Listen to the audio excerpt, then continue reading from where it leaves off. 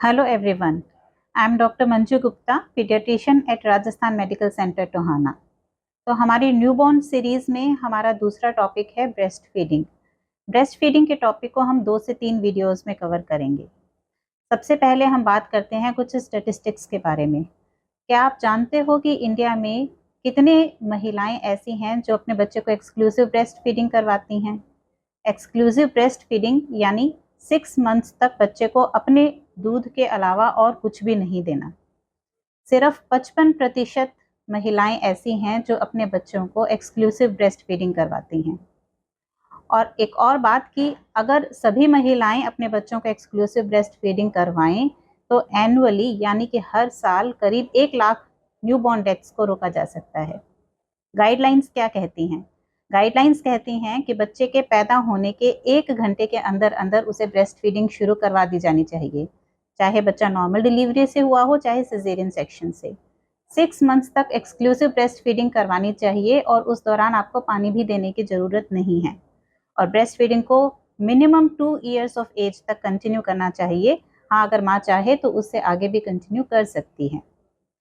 आज इस वीडियो में हम बात करेंगे कि ब्रेस्ट फीडिंग को हम इतना ज़्यादा प्रमोट क्यों करते हैं, आखिर इसके फ़ायदे क्या हैं। ब्रेस्ट फीडिंग के फ़ायदे ना सिर्फ उस न्यूबॉर्न बेबी के लिए हैं जिसको ब्रेस्ट फीड करवाया जा रहा है, बल्कि माँ के लिए भी इसके बहुत सारे फ़ायदे हैं। अगर हम बात करें बेबी की, सबसे पहली बात, ब्रेस्ट फीड जो होता है वो ईजिली डाइजेस्टिबल होता है। उसको पचाने के लिए बच्चे को बिल्कुल भी मेहनत नहीं करनी पड़ती। दूसरा, जब माँ अपने बच्चे को एक्सक्लूसिव ब्रेस्ट फीड करवाती है तो बच्चा इमोशनली स्ट्रॉन्ग बनता है और माँ के साथ उसकी बॉन्डिंग बहुत अच्छी हो जाती है। ब्रेस्ट फीड के अंदर जो अमाउंट प्रोटीन की होती है वो उस बच्चे के लिए बिल्कुल अप्रोप्रिएट होती है, इतनी जितनी कि वो हजम कर सकता है।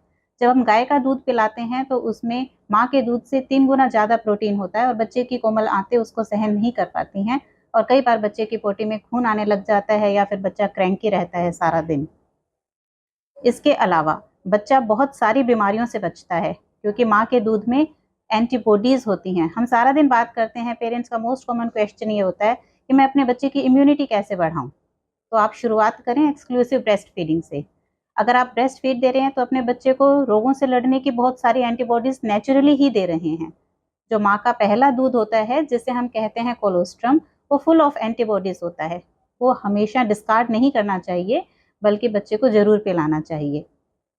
बच्चा आगे चल कर के लाइफ में अगर एक एक्सक्लूसिवली ब्रेस्ट फीड बच्चा है जिसने 2 ढाई साल तक माँ का दूध पिया है तो आगे चल कर के लाइफ में उसे डायबिटीज़, ओबेसिटी, ल्यूकीमिया ये सभी होने के चांसेस बहुत कम हो जाते हैं। और इमीडिएट लाइफ में डायरिया, निमोनिया, ईयर इन्फेक्शन जो कान से डिस्चार्ज होता है, इन सब के चांसेस बहुत कम हो जाते हैं। तो ये तो रहे कि ब्रेस्ट फीडिंग से बच्चे को क्या-क्या फ़ायदे होते हैं। ब्रेस्ट फीडिंग से मदर को भी कई फ़ायदे होते हैं। सबसे पहली बात तो ये कन्वीनिएंट है, माँ को बार-बार उठ कर के दूध बनाना नहीं पड़ता और क्योंकि दूध बनाया नहीं जा रहा तो बच्चे के पेट में इन्फेक्शन भी नहीं जाता। दूसरी बात, ये कॉस्ट इफ़ेक्टिव है। थर्ड थिंग, जो माएँ अपने बच्चे को एक्सक्लूसिव ब्रेस्ट फीड करवाती हैं और उसके बाद कंटिन्यूड ब्रेस्ट फीड करवाती हैं टिल 2 ईयर्स ऑफ एज, उन माँ को ओवेरियन कैंसर और ब्रेस्ट कैंसर होने के चांसेस कम रहते हैं। इसके अलावा उनमें हाइपरटेंशन होने के चांसेस भी कम रहते हैं। और इसके अलावा डिलीवरी के दौरान जो यूट्रस की साइज़ इतनी बढ़ जाती है, उसको नॉर्मल साइज़ में आने में बहुत हेल्प मिलती है अगर माँ अपना ब्रेस्ट फीड कंटिन्यूड करा रही है तो। तो सभी न्यू मदर्स से जिन्होंने अभी बेबी जिनके हुआ है, मेरी उम्मीद है कि वो 6 मंथ्स तक एक्सक्लूसिव ब्रेस्ट फीड करवाएँ। उस दौरान गाय का दूध या फिर फ़ॉर्मूला फीड या फिर पानी वगैरह बिल्कुल भी ना दें और 2 to 2.5 ईयर्स तक अपना कंटिन्यूड ब्रेस्ट फीड करवाएँ। Thank you.